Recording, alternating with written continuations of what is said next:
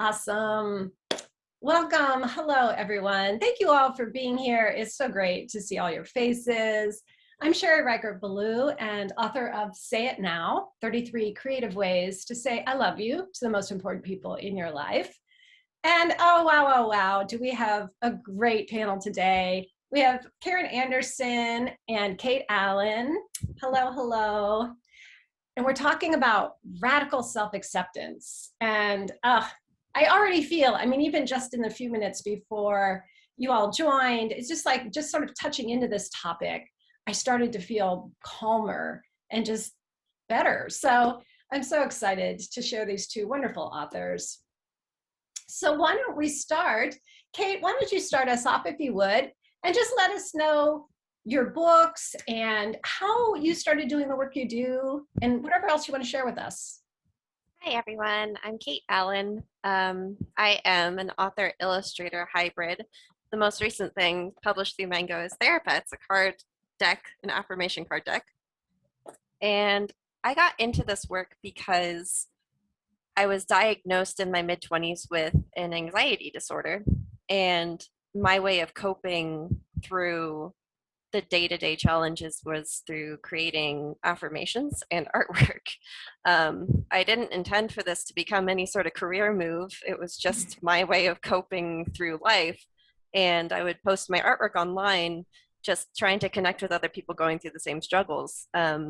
Everybody knows what it's like to be anxious, but not everybody has like severe anxiety. So when it was difficult to find anyone in my life that had the same sort of struggles that I did, I reached out to the internet to see if there were other people who had panic attacks over parking your car or trying to call a doctor to schedule an appointment, just knocking you out in energy for the entire day. So I created artwork and affirmations to continually try to build myself up just to handle the everyday stresses of life and also all of those symptoms that come with having a sometimes severe anxiety disorder.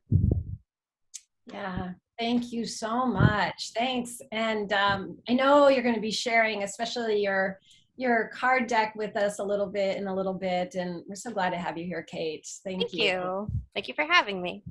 And for anyone who missed it, show them your nails. Because you know what? Yes.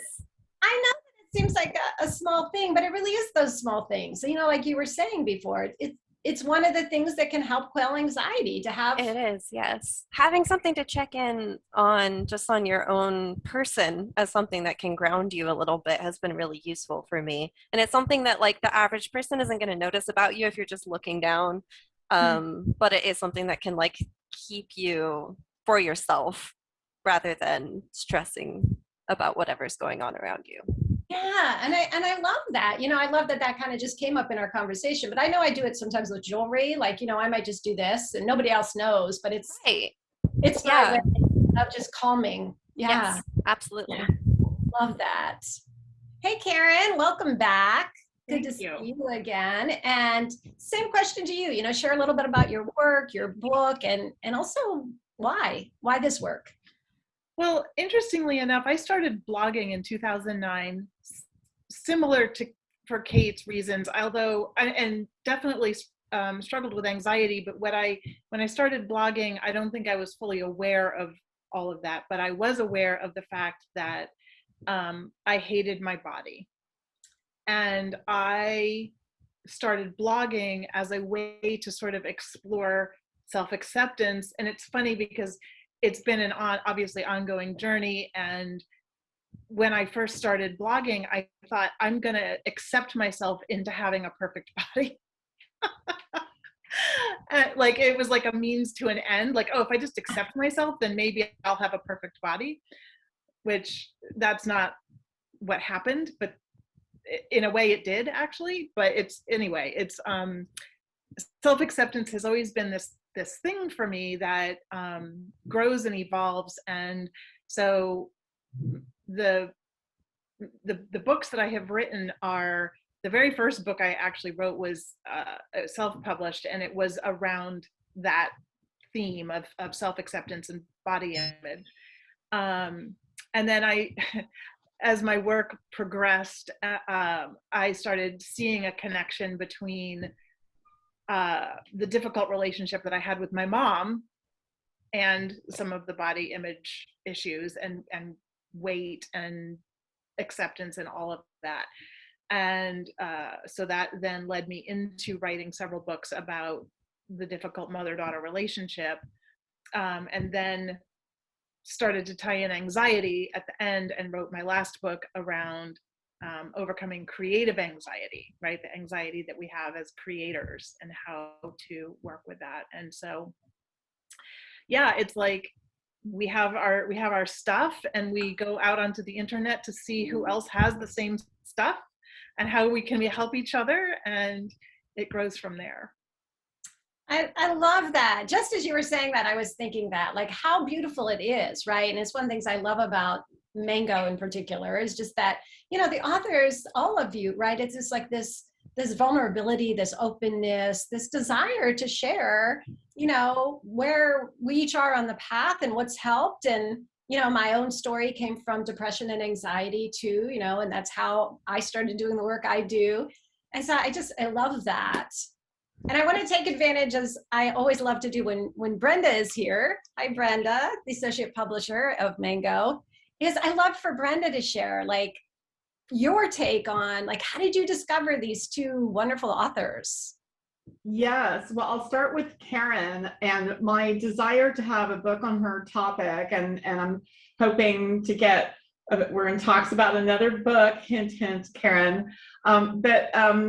I mean, I think we all can relate to family dynamics and the difficulties. And two of my best friends, one had, her name is Beth, she had an extremely remote, a very cold, unfeeling mom.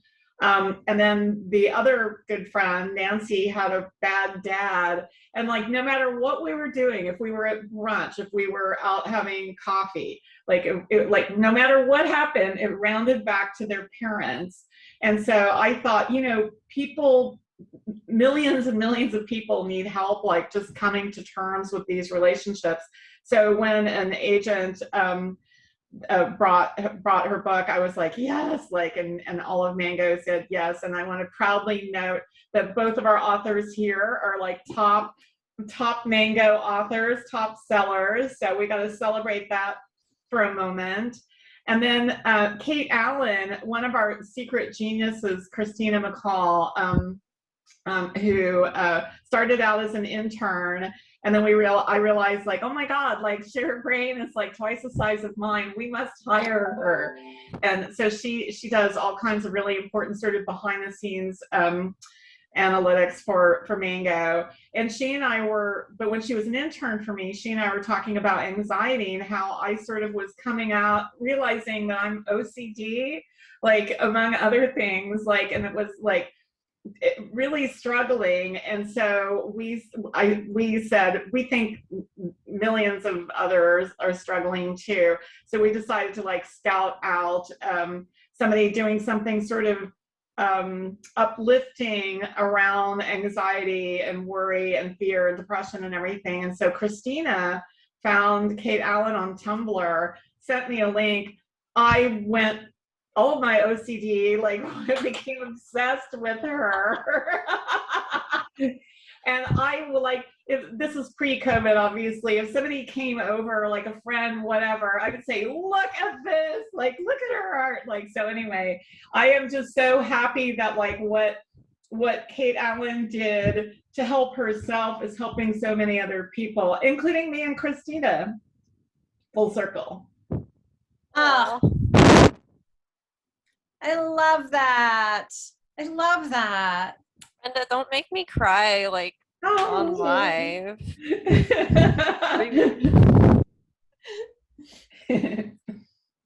Oh, it's so beautiful. I love that. Well, so that we get a chance to hear a little bit more from both of you, Kate, why don't you, I know you have your brand new deck of Thera-Pets and you've offered to show us some of them. Can we do that?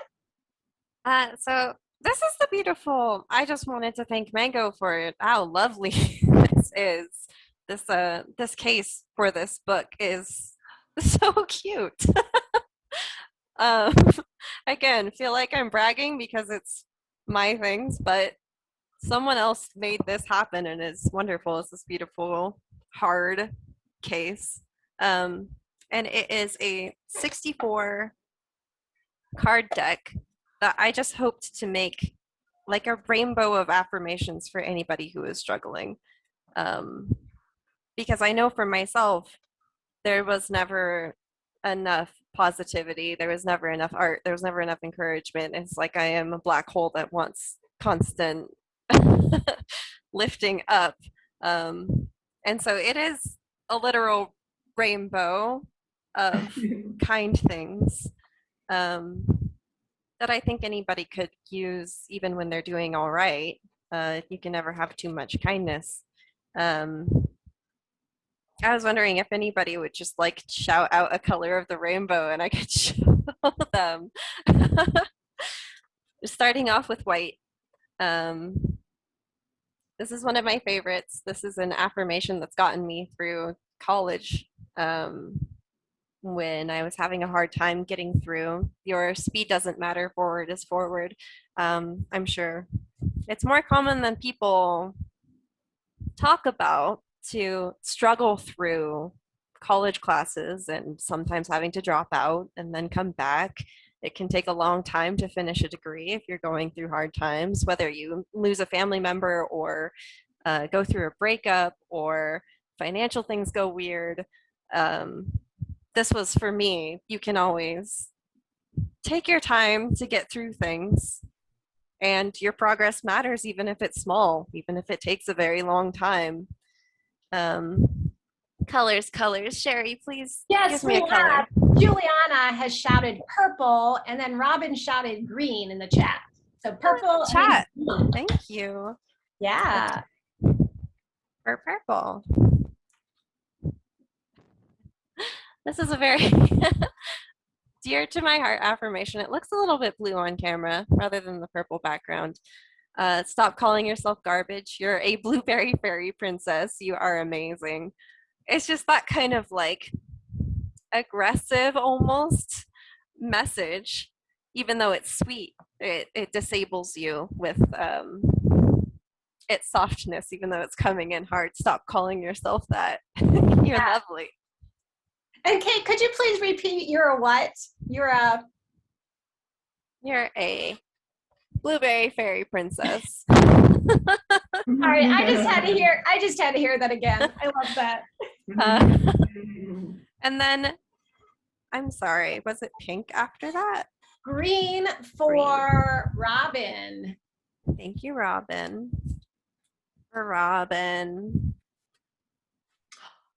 Ooh. Don't focus on success or failure. Just focus on effort. Focus on trying. I think we get too easily wrapped up in that it has to result in something great, rather than realizing that so much of life is about taking the full experience and realizing that you grow in all these different ways when you go through things. So that was that for me. Focusing on trying meant that just showing up was some days the most I could do, and that was enough on that day. And it's worked out in a wonderful way. A lot of things in my life have gotten better just because I continue to go to the effort, even if it wasn't an A+ experience, even if I couldn't manage to make everything in my life good, I could show up, and that would make that day something that I could inside be proud of myself for at least getting myself out there. Kate, I love that. I just wanted to underscore what you just said, right? That it's like, to me, it is an A+. Like, to me, showing up and making the effort is the A+. We can't control anything else but that. And I love that. And that's a really good point. Understanding where you're going to set your expectations. I think that a lot of us who hit a wall in life and start to struggle to meet the standards that maybe we grew up with hearing that we were supposed to meet, there is a point at which you're either going to really try and struggle through and not enjoy your life in order to meet other people's expectations, or you can set your expectations at a kinder place, live more for what would be true to you, care about yourself better, and that will lead you to a better place, even if it's not what others necessarily wanted for you.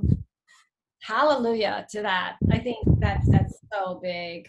We've got some other things in chat if you don't mind. I'd love to. Oh, We've got yes, some please. questions for you.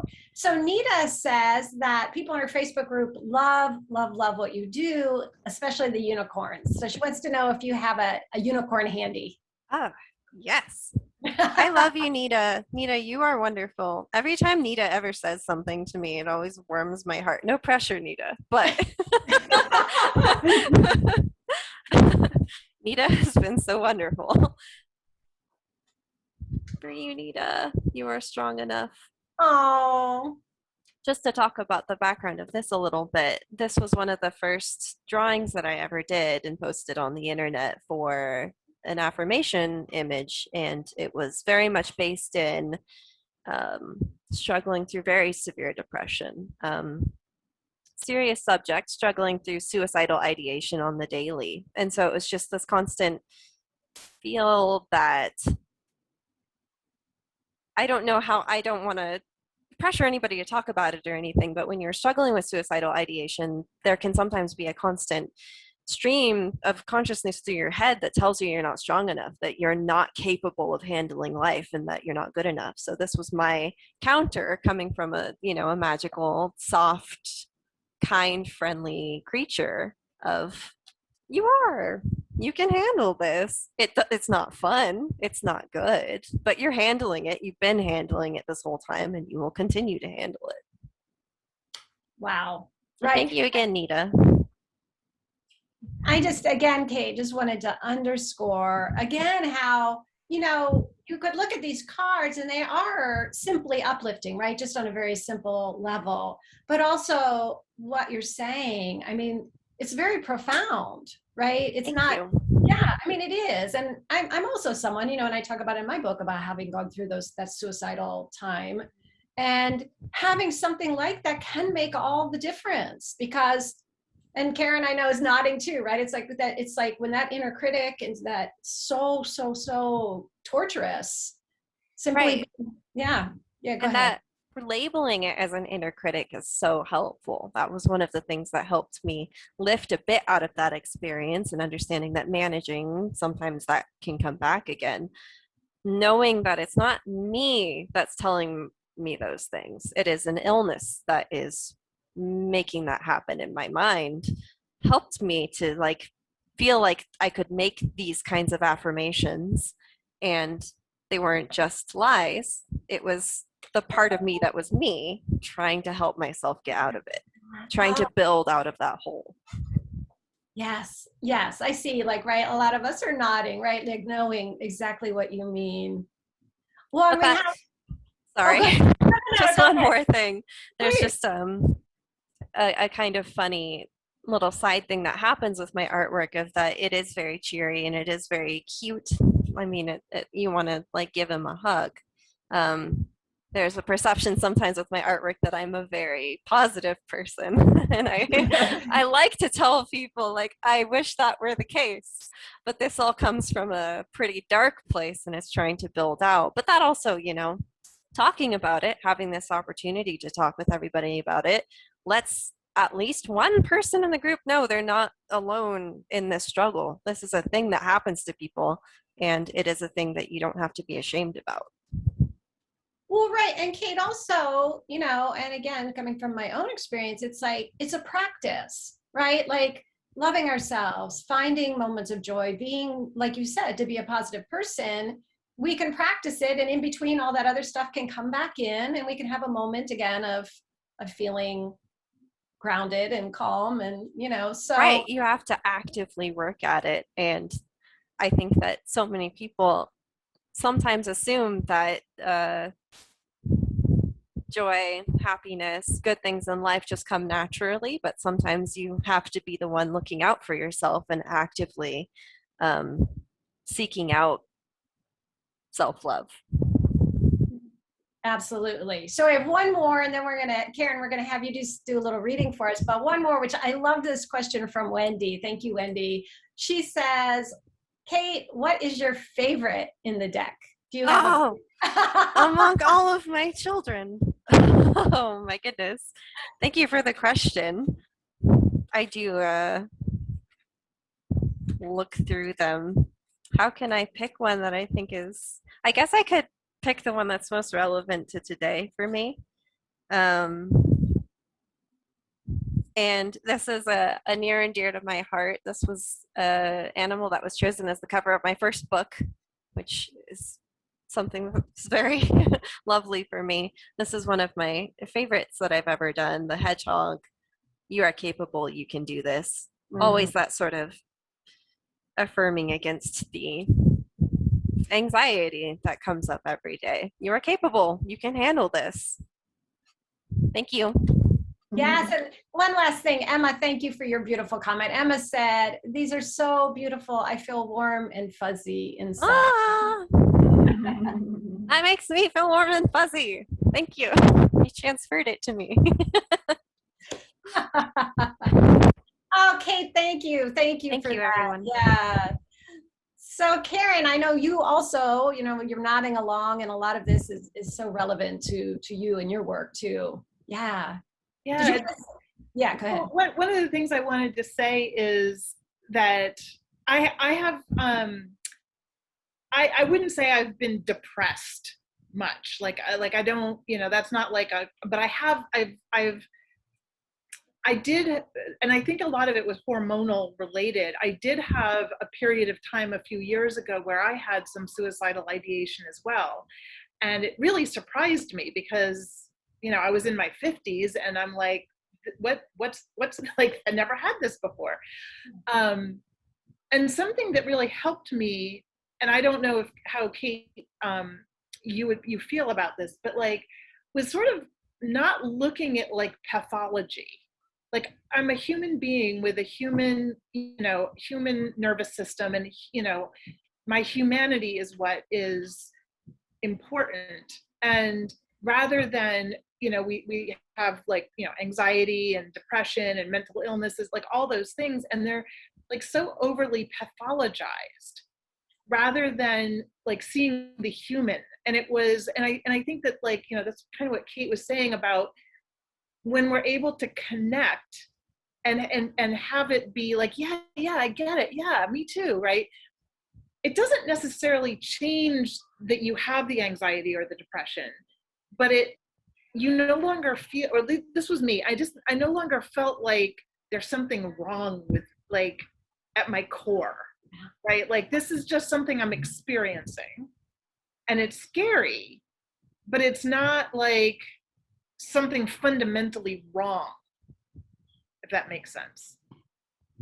Total sense. Oh my gosh. And beautifully said, Karen. Absolutely. That was so beautifully said, that difference. Because, it can be that sense of, I used to just always say, that something was wrong with me when I was born. I was just born wrong. Something's off, but like what you just said is when we can switch to, there's nothing wrong with me. It's just, how I'm wired or whatever. What yeah, or in fact, I mean, the more I learn about trauma and the nervous system, it is something that happened in our lives probably, and our nervous systems are taking care of us the best way they know how.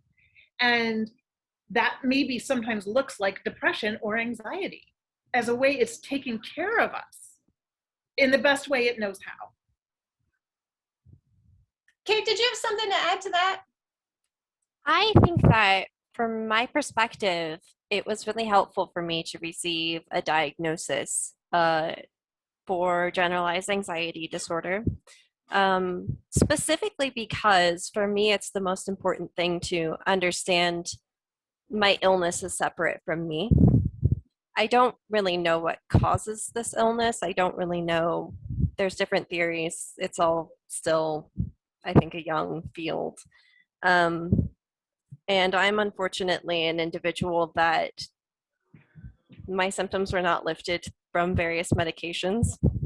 So for me, it's been really important to understand that when my symptoms do come up, that I do not internalize them as I am a person that is avoidant, or I am a person who is afraid, or I am a person who is agitated. For me, it's more important to understand that anxiety an anxiety disorder is something that comes with these sorts of symptoms, and to understand that I'm riding the wave of it. I'm dealing with it every day in the best ways that I know how. And um, having myself as I'm Kate, I am a creative person. I actively try to make pretty things. I try to be friendly with people. I look at myself more as the things that I actively am attempting to do, what I'm trying to bring into the world, rather than the day to day looking at like, oh, you were scared to talk to the cashier at the grocery store. It's because you're a failure of an adult.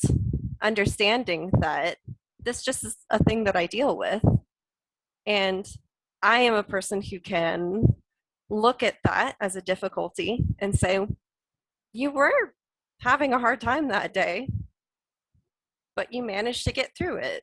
And that's who I choose to see myself as. And I do want to study more about anxiety and understand what this illness necessarily is, because it's difficult for me to manage from day to day, which I like to be open about. But just to reiterate, for me, it's more about understanding that I can accept this about myself and be kind about it, as opposed to continually pushing against it and feeling shame, which is my default response to it, is to be ashamed of the fact that I struggle with these normal, everyday adult things. But to choose to be proud of myself for recognizing that it's a difficulty and doing my best to handle it, rather than just being ashamed that it happens at all. Amen. Yeah. Amen. Yes. Karen, I just remembered I was going to have you open our circle with a kind of grounding exercise, and it completely flew my mind and all my excitement over seeing these beautiful faces all arriving. I'm not sure if that feels like the right thing to do now. We could also do it at some other point, but I also like to hear, I know you brought something to read that may bring more into our conversation. Yeah, so it's funny, when we started talking about the beautiful things, the thing that I brought to read has changed, if that's okay. I'm going to read something else because you mentioned like maybe something recently that happened that was beautiful, and I feel like it still fits the theme. So I'm gonna, and I don't have it, like it's on my computer, so I have to, like, I'm gonna stay on Zoom obviously, but I'm not going to be seeing your faces as I read it. That's fine. Okay. Yeah, thank you. And I love that. It's one of the things that, again, we were talking about about these author panels, is just the organic nature of it, you know, that it's like what fits in the moment is perfect. And I feel like this really fits in the moment because I wrote it last week. And I sent it out to my newsletter list this morning. Because I knew I was going to be away, and I'm like, oh, let me get this ready. And so anyway, I just feel like it really fits. And especially given that, well, you'll hear this. Okay. I've been thinking a lot about collective and intergenerational trauma in light of Olympic gymnast Simone Biles' decision to back out of the Olympics for the sake of her mental and physical health. It is a stunning and profound example of what it looks like to have healthy, mature boundaries, to say no, to be so connected to herself and what's best for her health, even though people might be mad or disappointed, even though people are going to say and have said not nice things about her in public. I had a personal experience recently in which I made a similar decision that felt equally profound to me. My stepfather's wife died July 8th from kidney cancer that had been discovered less than a month prior. Jane and I had a close relationship spanning more than 30 years, and a little point of clarification. My stepfather was married to my mother when I was 6 and divorced from her when I was 20. He married Jane about 5 years later. When I found out that she maybe had a week to live and was not conscious, I made arrangements to fly to Arizona from Connecticut, even though I didn't want to. It was fascinating to watch myself in the 24 or so hours that all of this was taking place. My brain was offering me thoughts like, what will everyone think? They will be hurt and mad. They will think I'm selfish. I need to have a good excuse. I need to have a reasonable explanation. And I noticed myself feeling guilty and then resentful and then anxious. The next morning, I might cry. And the next morning, my husband said, "Whether you go or not, one thing I know for sure is that you will write something beautiful." And in that moment, my body flooded with the sensations that I call love and acceptance, because I knew he was right and because he knows me so well. I canceled the travel arrangements, and I didn't explain other than to say that I wasn't coming. And then I did indeed write something beautiful about Jane and our relationship, and I shared it with everyone who knew her. Because that's who I am. That's what I do. That's what I offer. This is how I honored Jane and our relationship. Did I have twinges of regret that I didn't go? Yeah, a couple of faint twinges. But mostly I felt, and I still feel, a deep abiding well of love that is unattached to proving anything or making anyone think a certain way about me. When we do self-concept work, we show up in alignment with what we value.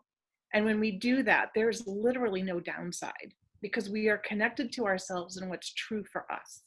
It makes room for us to be ourselves.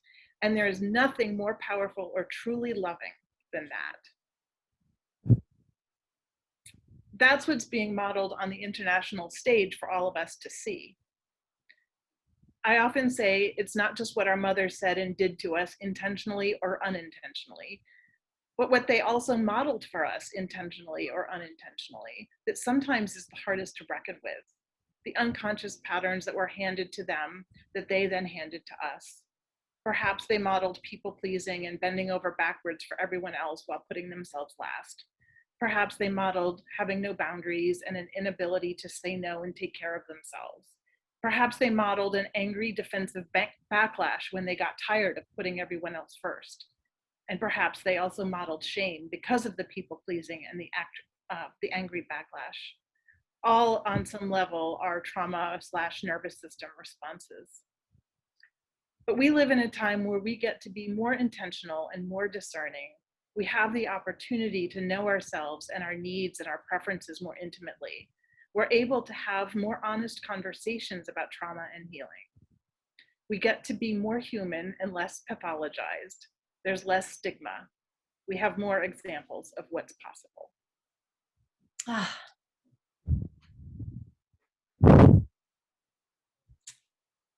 Karen, thank you. Perfect. What?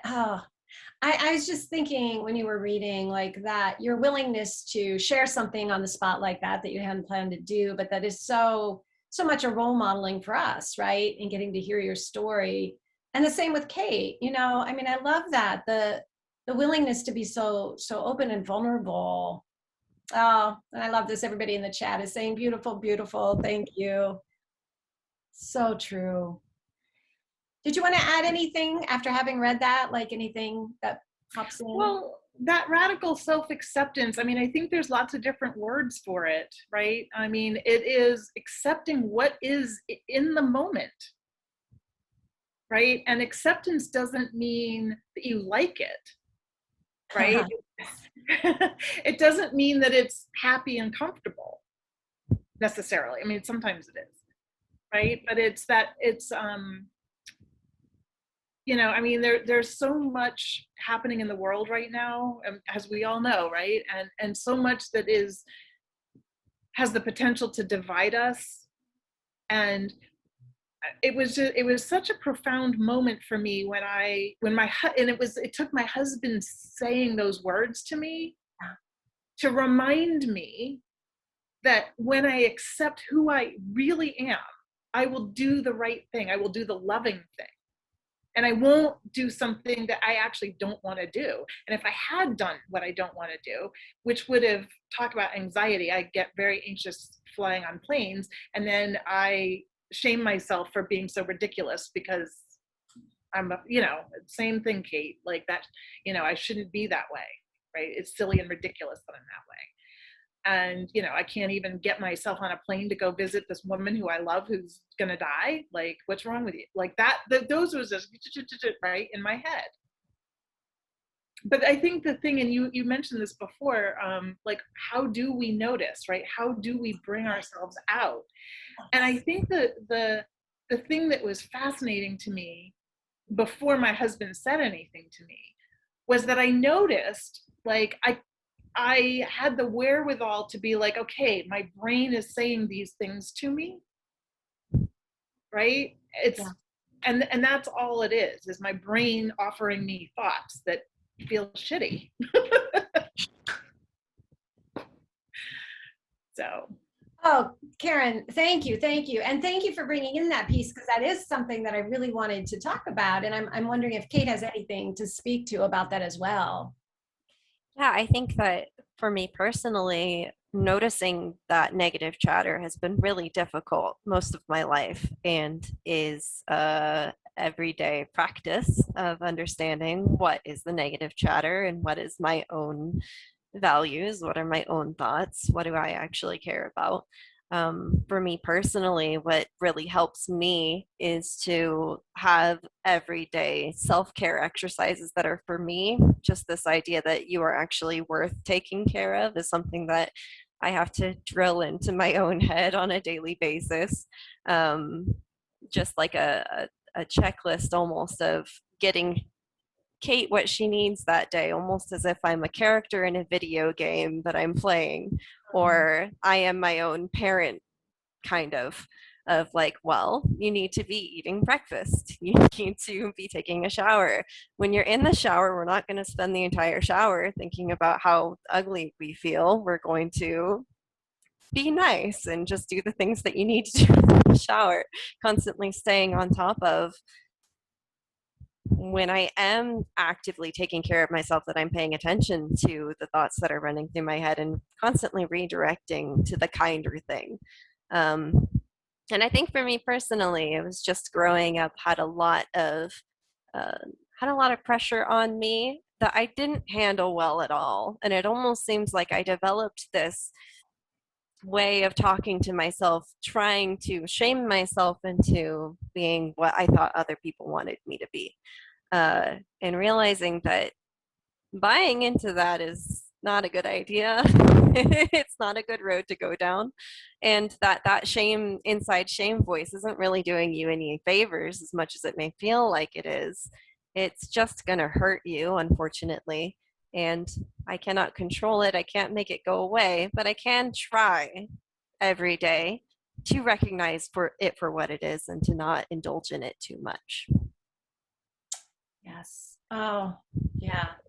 I'm right there with you, like thinking, I mean, I grew up with so many years of that feeling that shame was going to make me a better person, right? Like that if I was hard enough on myself, and it just got harder and harder and harder, and I got farther and farther from being even alive, right? I mean, I just felt like I used to call her Cardboard Sherry, just this like, here, this is what I'll present to you. And I love what you just said about that. And I love what you said about just remembering, and maybe Karen, you have some self-care practices too, like how Kate was saying, like just keeping those woven into all parts of our days. And do you also, Karen, have those? yeah, the thing that I was going to read originally, which I'm not going to read the whole thing, but the premise of it is having, last year, I guess, I read the book Untamed by Glennon Doyle.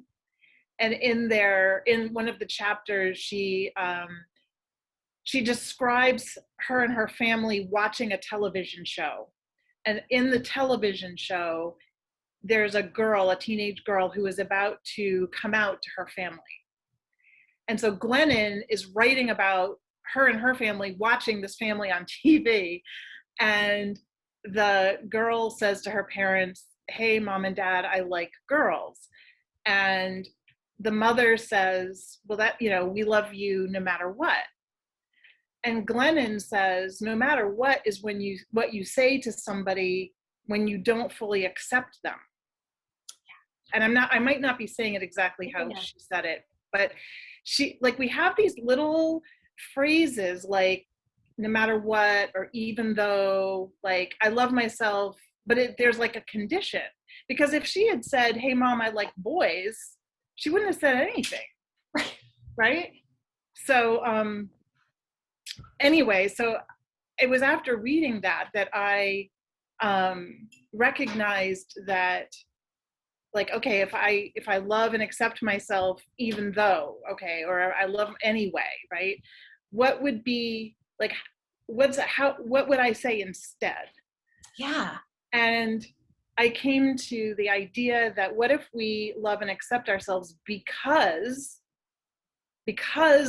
we have anxiety, right? Because we are depressed, because we, whatever, like I ate a whole bag of potato chips, or, you know, like whatever it is, the thing that I would shame myself for.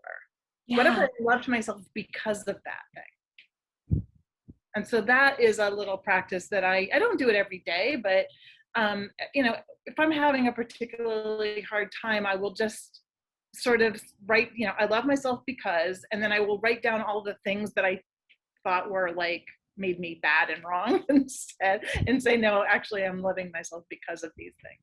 So it's just like a little journal prompt, right? I love myself because, and what you want to do is not say the things that, like, I love myself because I'm a good wife, or I'm a whatever, right? You want to say the things that you wouldn't love yourself for, right? It's like giving yourself this unconditional love and acceptance.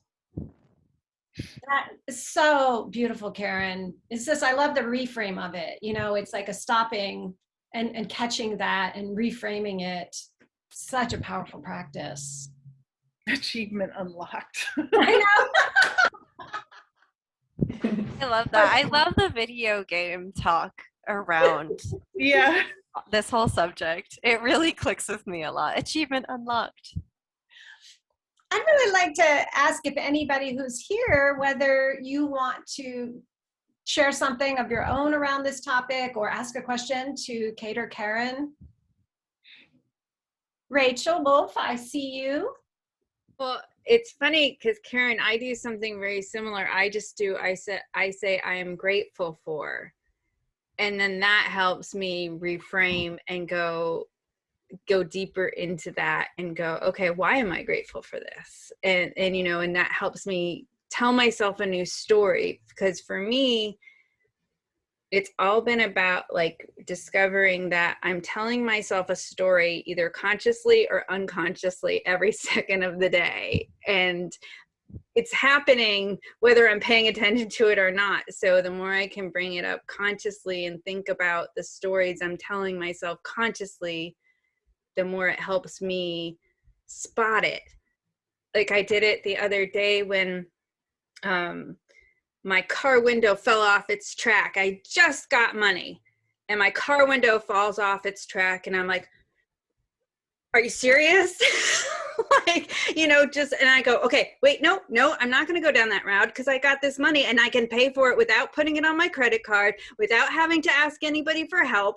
And it's like, okay, that's the story, you know, and it just, that made me feel better. It made me feel more at peace with it, because it was all to do, I don't remember if it was Eckhart Tolle or someone did this story about like a blown tire. And I don't remember who it was that said it, but we don't have to be miserable over a blown tire. It's a choice. It's a choice in the story we're telling ourselves, you know, and it's a choice in the opportunity to have a person help us, or, you know, but that just kind of helped me go, okay, stop really quick. And I don't know, that really helped me, but thank you both. I'm loving, I needed this today and it was perfect. So thank you. I love that idea of reframing, that you're constantly telling yourself a story, and are you actively telling yourself that story or not, because the story is going to happen. That's really helpful for me. So thank you for sharing that. Yeah, Rachel, thank you. I just went through, I noticed I had some of that old stuff coming up again, like from those days where I was just like all this self-hate. And I actually started to document, it's rewriting the stories. And I'm just, you know, when I'm hearing them, I'm writing what the old story is, and then immediately trying to write like from a different place, because you're right. Like sometimes we don't even know they're running, and they could just be so, I could feel it in my body, you know, so thank you for bringing that up. Bree, and then Krishna after Bree. Hi. So one thing I discovered about myself not too long ago is that something that makes me happy is buying books. As you can see, I do that a lot. But yeah, for some reason, just because I'm a bookworm, or books help me escape, or if I'm just like not feeling good about myself or something, I go into this little escapism. And the books that I read, they make me happy, or they make me like really passionate. I'm like, I'm gonna do something now because they inspired me, like the characters. And like whenever I'm just like in that rut, or I'm not feeling good about myself, I'm gonna be like, I'm gonna be positive. I'm gonna buy a whole bunch of books, or I'm just gonna go to like Barnes and Nobles for fun and just see what's there, and just buy whatever like makes me intrigued or I'm excited to read. And there is that little voice of shame being like, you're on a budget, you need to save up your money for bills and stuff, but you need to save it for necessities. And then I have to think, wait a minute, this is a necessity.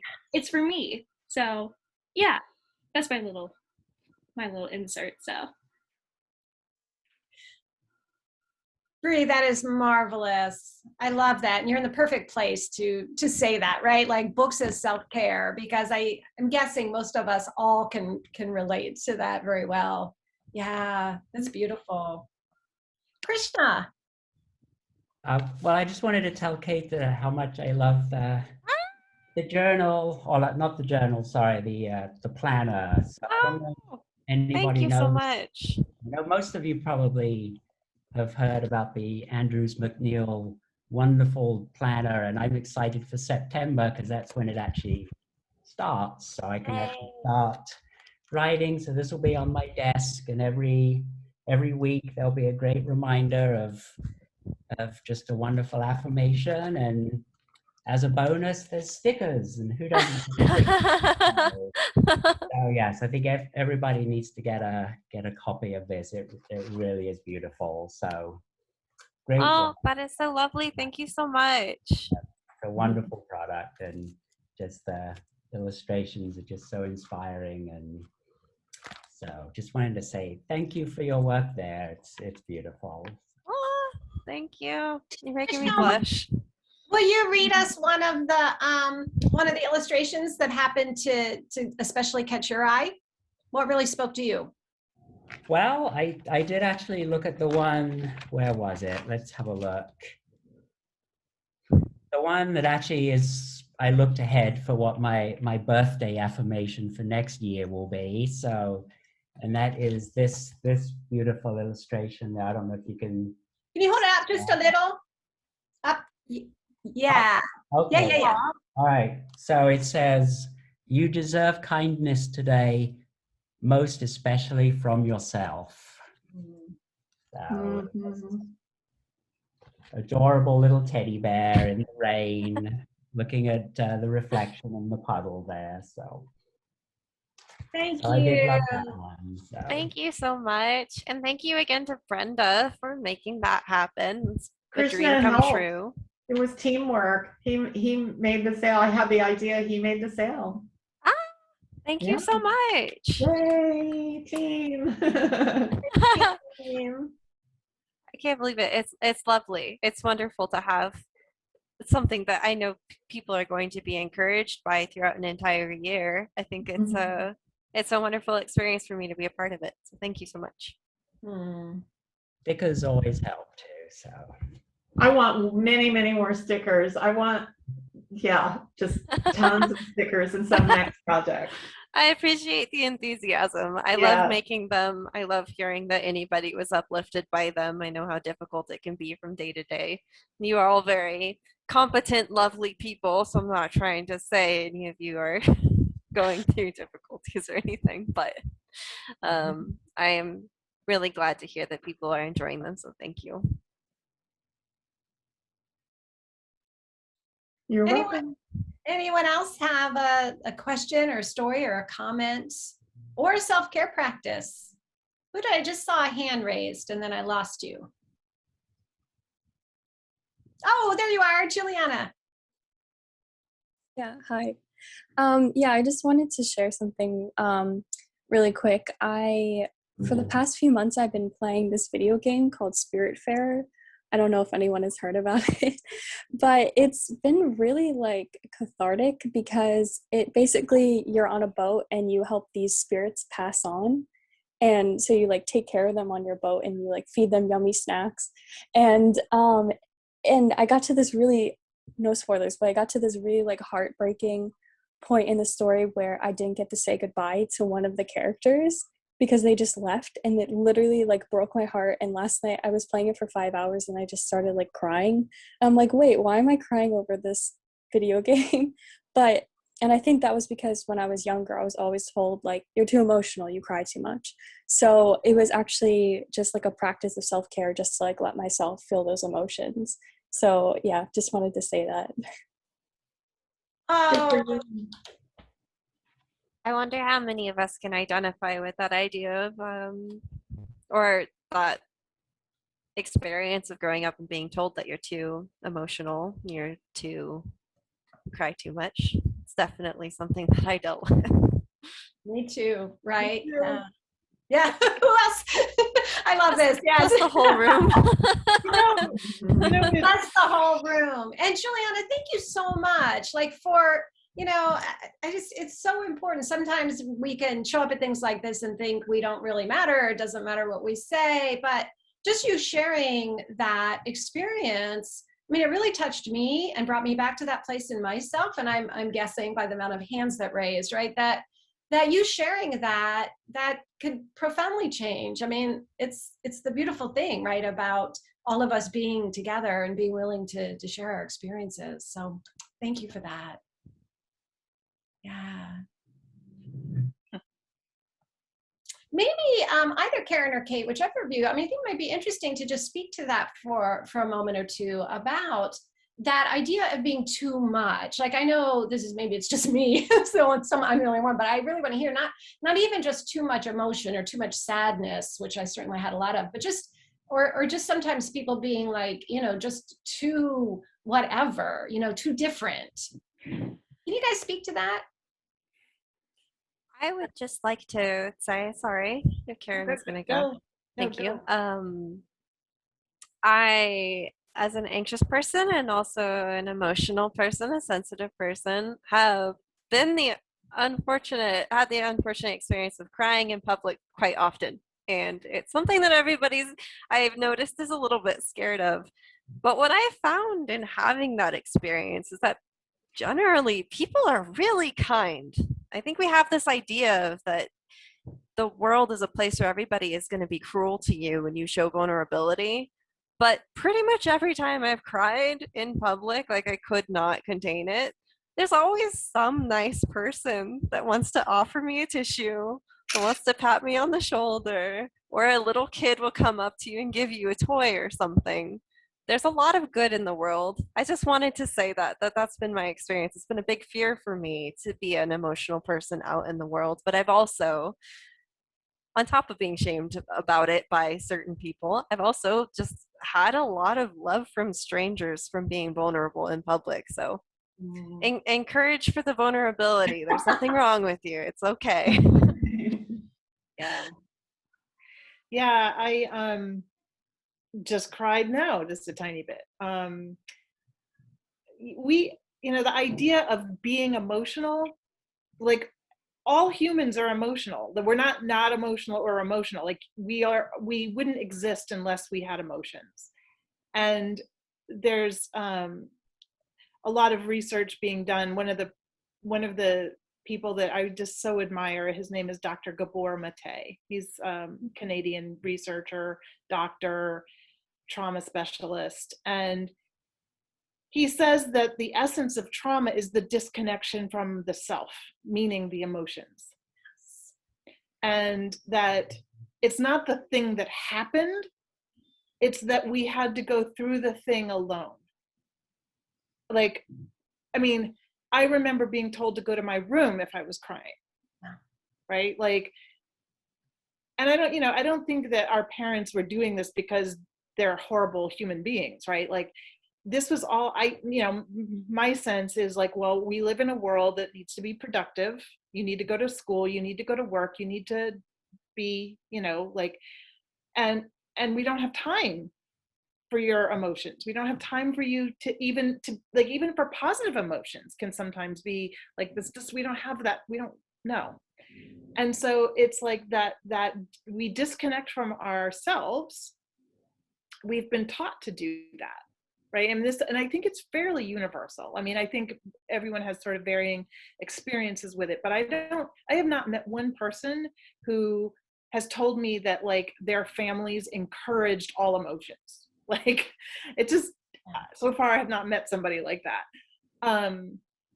You know, and rightly or wrongly, like it's that, you know, we don't have time. You need to like put that aside in favor of the intellect, in favor of the brain, which is supposedly not emotional.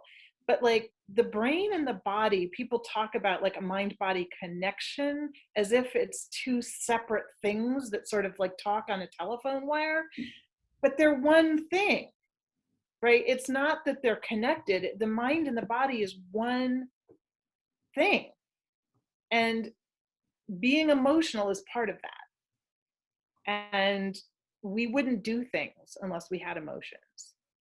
So I like to look at it like, how can I don't like to use the word control my emotions, but like, how can I summon emotions intentionally in service to what I want to do?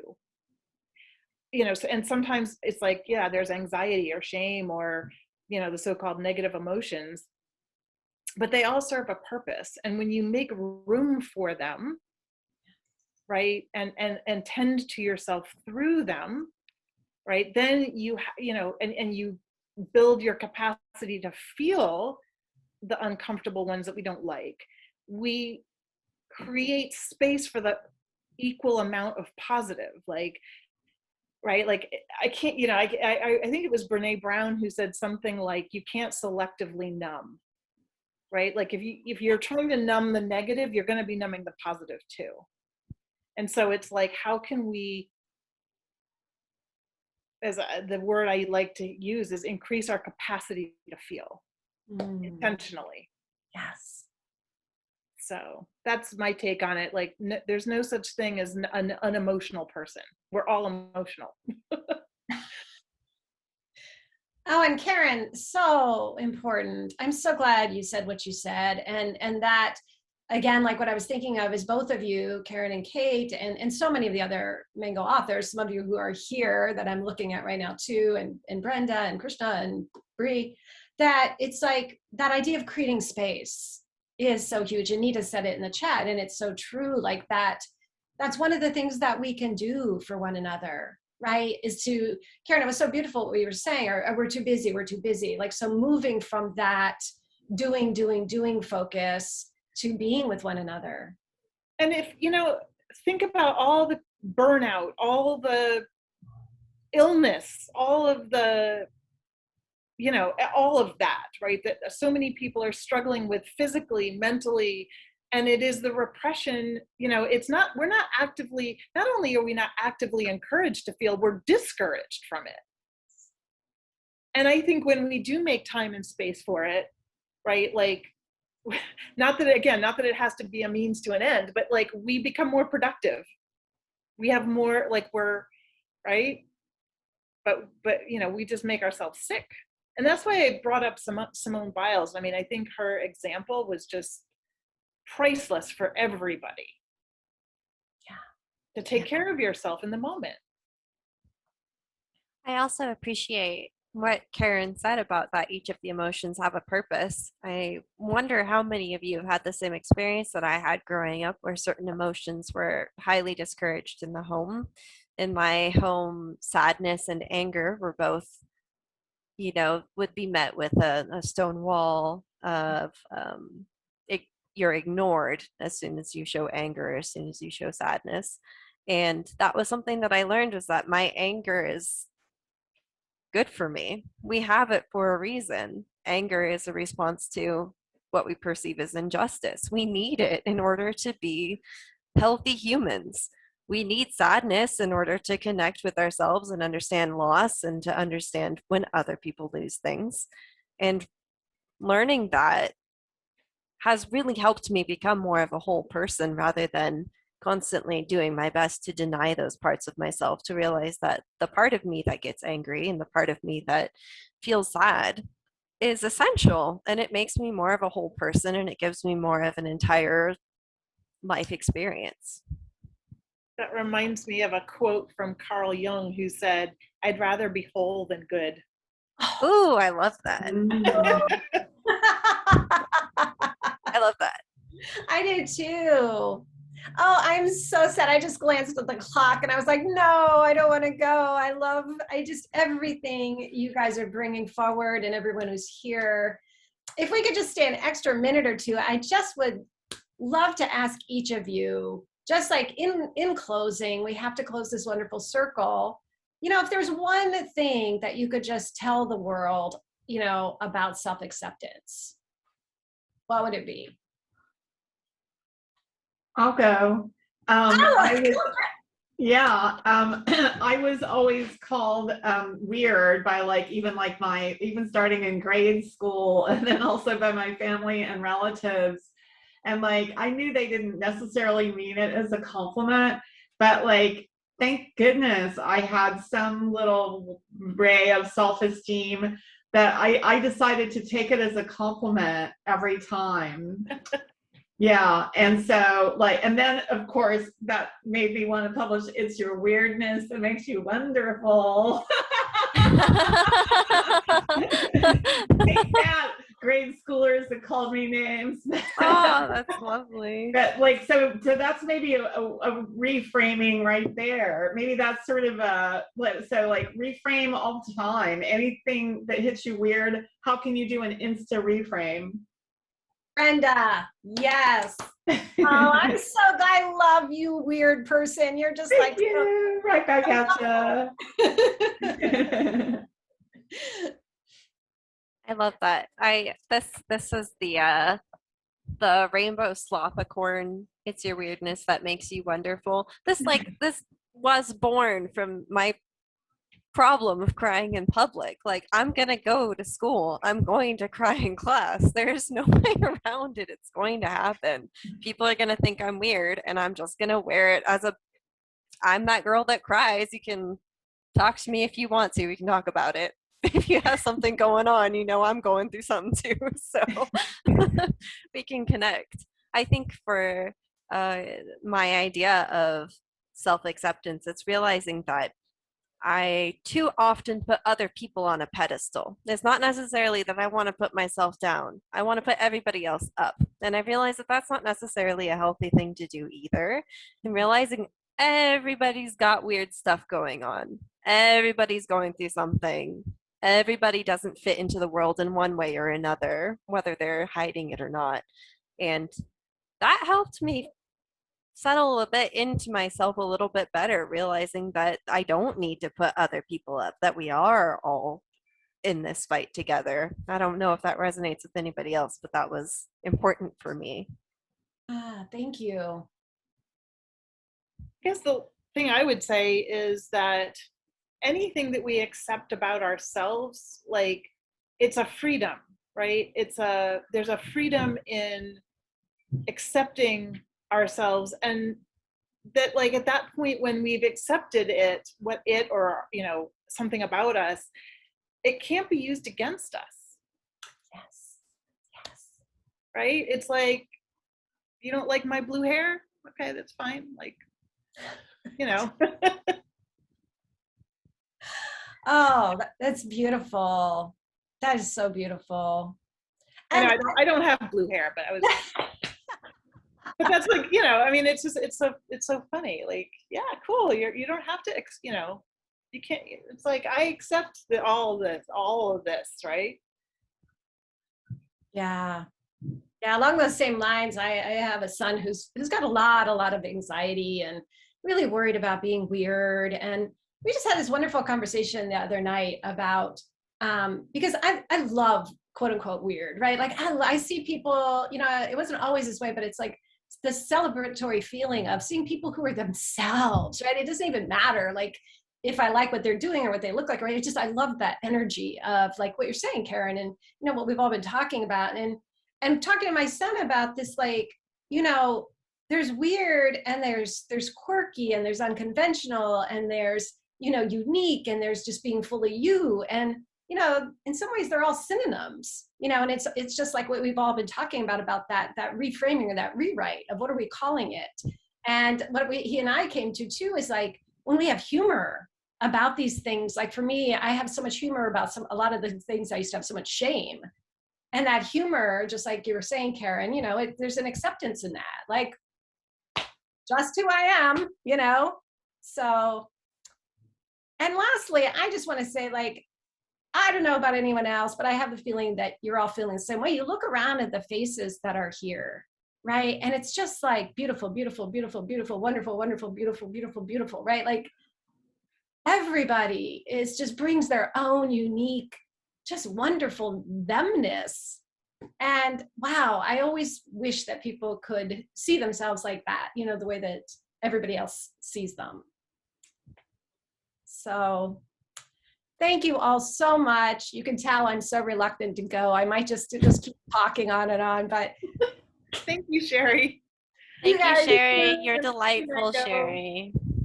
Oh, so grateful. Kate, Karen, Brenda, Bree, everyone who's been here right now showing up. And, you know, whether you spoke or you shared or you chatted or you were just here quietly, you really matter. You know, your energy matters. We feel it. We feel it. We feel you. Come back again. We're here every Wednesday. Amazing conversations every week. Thank you, Mango Publishing. We love you. We love you, Sherry. And I just wanted to say thank you. Special shout out to Sherry for making this a safe space every week. 100%. Thank you, Sherry. Thank you. Love you all. See you again. Okay, bye. Thank you. I thank you. Everybody. Bye. Bye-bye. Bye, everybody.